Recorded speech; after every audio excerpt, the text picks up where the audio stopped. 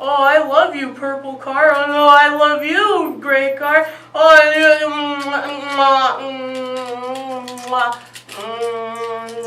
Oh, hi. I didn't see you there. I was just playing with my favorite toys made by the one and only Mattel. In 1959, Ruth Handler invented something that would change the girl toy industry forever, the Barbie. 9 years later, in 1968, Elliot Handler, her husband, had invented a toy for boys that's just as revolutionary, Hot Wheels. I mean, it's not like there weren't any toy cars beforehand. Matchbox was the company leading the industry. However, Hot Wheels had quickly overcome them due to their use of original and fantasy cars, as well as using much higher quality metals, paint, and plastics, making them much less susceptible to damage. Both Barbie and Hot Wheels eventually became a household name, as well as they merchandised on almost everything and anything you could think of. Eventually, Mattel had found themselves making their own entertainment. In 2001, they had released a Barbie Nutcracker CGI movie, and has continued pumping out those movies to date. Much less known, however, was the 5 Hot Wheels movie that came out from 2003 to 2006.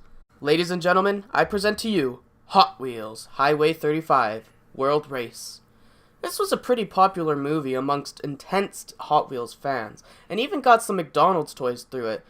It eventually fell under the radar when its follow-up series, Acceleracers, came out. I myself loved this whole series, and it keeps my attention even to date. I have some of the toy cars that even came with it.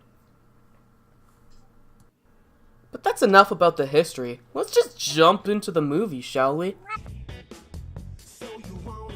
Oh my goodness. Is that Smash Mouth? Oh hell yeah, we haven't even gotten past the title screen and I already love this movie. The special features are pretty interesting as well. Welcome to the Highway 35 garage. It's your mission to learn as much as you can about all 35 World Race drivers and vehicles. With an interactive garage where you can see all the characters in the movie as well as their cars. Alright, enough stalling. Let's just watch the movie already.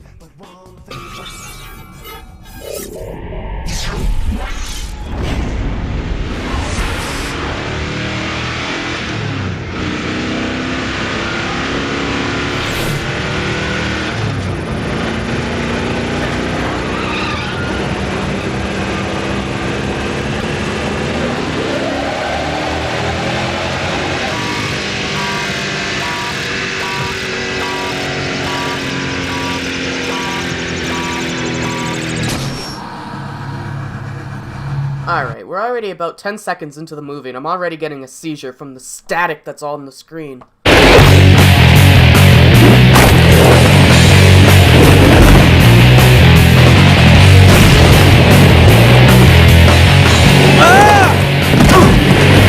This is where we meet our main character, Vert Wheeler.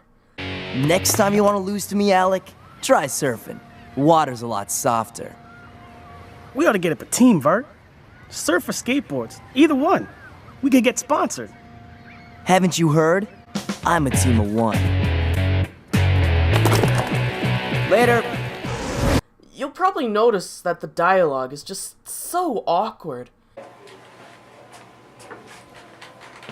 I am good. How are you? Could the studio not at least edit their voices together so that it didn't sound like a child trying to lip sync to epic rap battles of history? Instead of Legend of Zelda, I'm changing it to Legend of Link! It's Goku here, the Super Saiyan. I'm gonna beat you, again, again. You'll notice this awkward dialogue exchange a lot throughout the movie. I don't know what it is. I guess they just recorded their voices at different times in different studios, and then they just kind of meshed them together in post. Vert comes back home, where he sees a strange car in his driveway with a weird man talking in it, and like any normal 16-year-old, hops into the car and follows the map into the middle of the desert. Genius. It is here that we are taught about the world race and the 5 teams that will be racing in it. Each team car gets a special ability, and they seem kind of unbalanced. Wave Rippers can fly, Scorchers get a plow and steel-plated wheels, Road Beasts get a buzzsaw, Dune Rats get spiked wheels, and Street Breed, they can navigate a city. It might just be me, but it seems like some of these cars' abilities are a little bit better than the others. We also learn why bootleg Elon Musk is making this world race, and it's because aliens. They supposedly built this track to get to a wheel of power.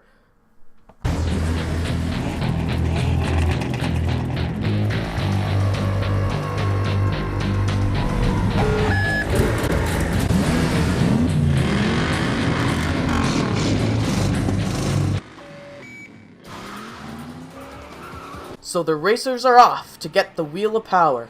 What? Hold on. Is that a truck? A big giant truck is supposed to go 300 miles an hour? No, I refuse to believe it. Aliens? Okay. But a truck going at 300 miles an hour? That's where I draw the line. Even with the special nitrox booster, if the other cars max out at 300, then this truck should definitely be maxed out at least 250. They enter the alien dimension, and it's about at this time that you'll start to notice the soundtrack. Tesla was right. It is another dimension.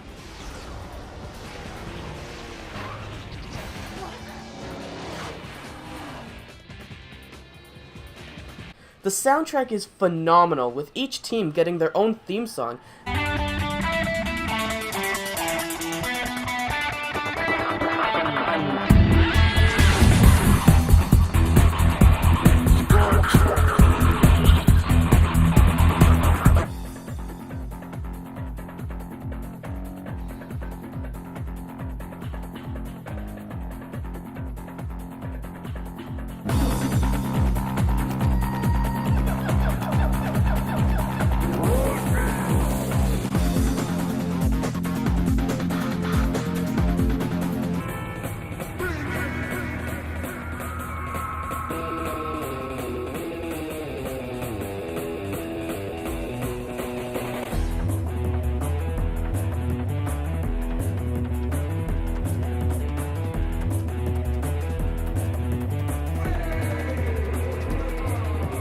When it comes down to multiple people on different teams, those themes get sewn together and they fit in with each other so well.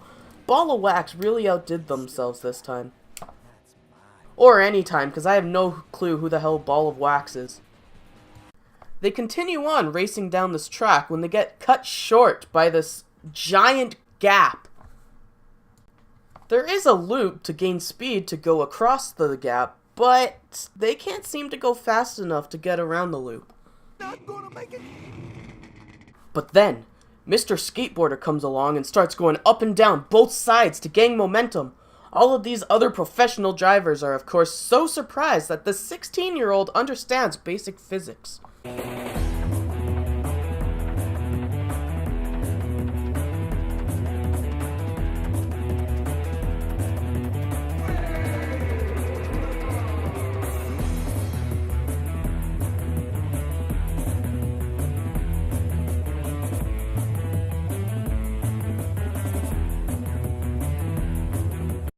A secret, unidentified car that totally isn't Kurt Wilde decides to blow up the volcano because he needs others dead for some reason that we will learn later. But if Kurt really needs people dead, then how come he stopped Taro from attempting the jump? He could have easily said nothing and have just had it be a happy accident. Lonnie sees Taro drive through the lava with his car that is literally meant to drive through the heart of a volcano, and she decides, yeah, I'll do that too. Yeah, she's an idiot.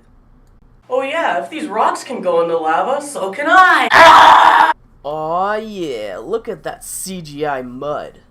Dr. Tesla then explains why it's necessary that they work as teams in order for the higher chance for him to get the wheel.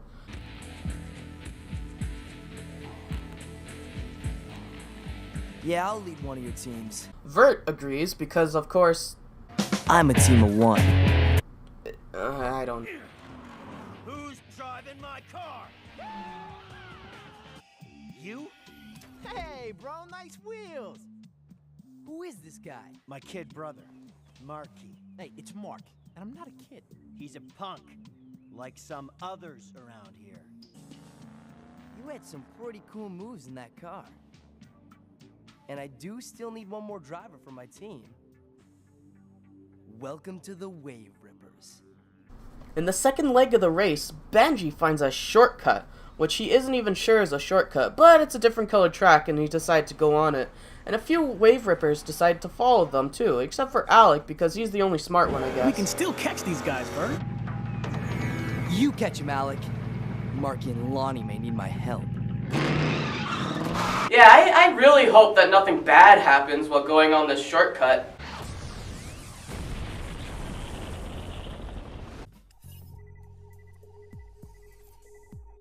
Why is that surf rat prowling around? Excuse me, Kurt, but I don't think you're in any position to really judge anyone for walking around late at night while you're, yourself spying. We are now on the third and supposed last leg of the race.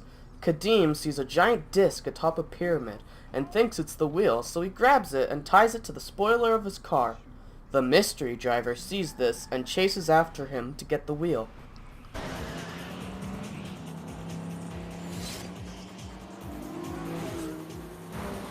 Hey, Taro, you think that's the wheel they're chasing? I think they're fools.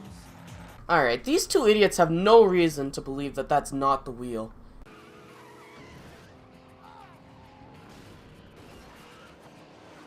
Oh no, maybe you should have brought it into your own car. And a fight commences in between them. And surprise, it's Kurt Wilde. Give me the wheel of power. I found the wheel, and I'm going to win the race. No! Whoa!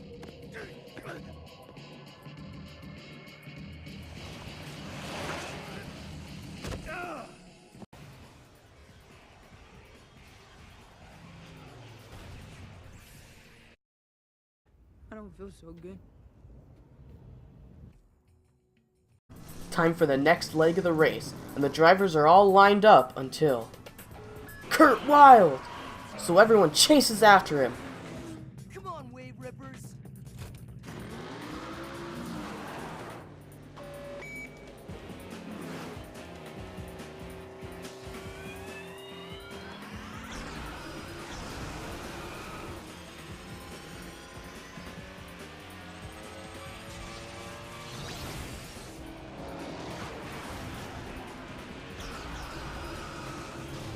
Let's go ballistic!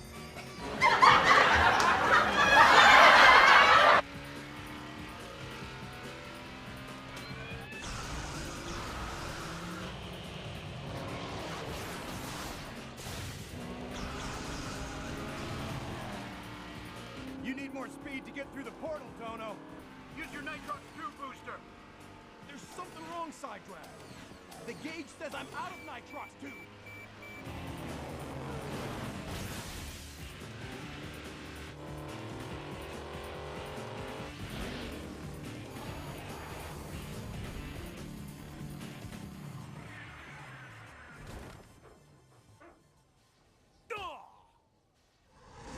Later on in the race, Kurt's two escorts sabotage the other drivers, and Kurt has a problem with this. You have to detonate the mines before the racers reach them, so you just block the track. I don't want anybody to get hurt.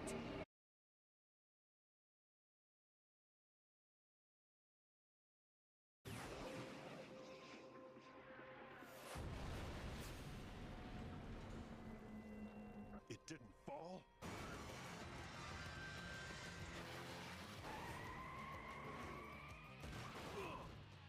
It's like a maze. Street breed cars are designed for driving in mazes, called cities.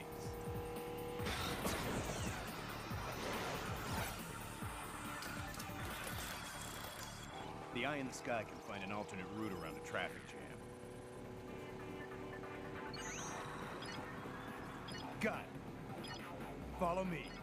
Wow, Street Breed finally isn't useless for once. So Kurt tries to go to rescue Marky, and the robots give him a really stupid reason why Kurt has to get it. What difference does it make if it's me or one of you? Oh my god, what is that? That's my nightmare! The Accelerons built this track for human beings.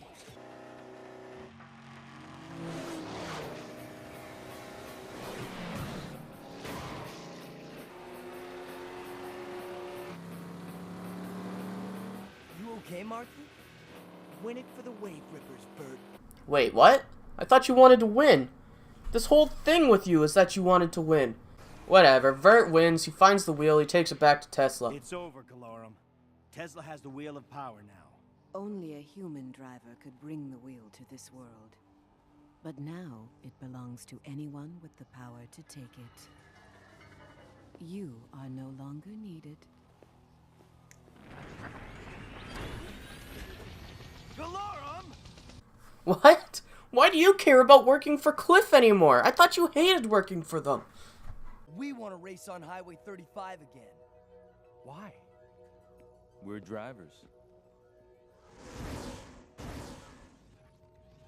Highway 35 is more than just a place to race. It's like a fire inside you. Unlimited source of clean energy. The wheel isn't just powering this complex. It's sending energy all over the country. And I've still only tapped a fraction of its power. Wait, Tesla's actually trying to use the wheel for good. So that means that Kurt was wrong. But even though he's only been researching the wheel for about 2 minutes, the drivers force him to give it back because they selfishly want to race in the portals again. I want to use the wheel to benefit humanity. It's too dangerous to have that much power in one person's hands, even when they're your hands. You have 3 minutes to hand over the wheel of power. If you do not surrender the wheel, this entire complex will be destroyed. I brought it here. It's my responsibility. Do it. Anyways, they fight robots.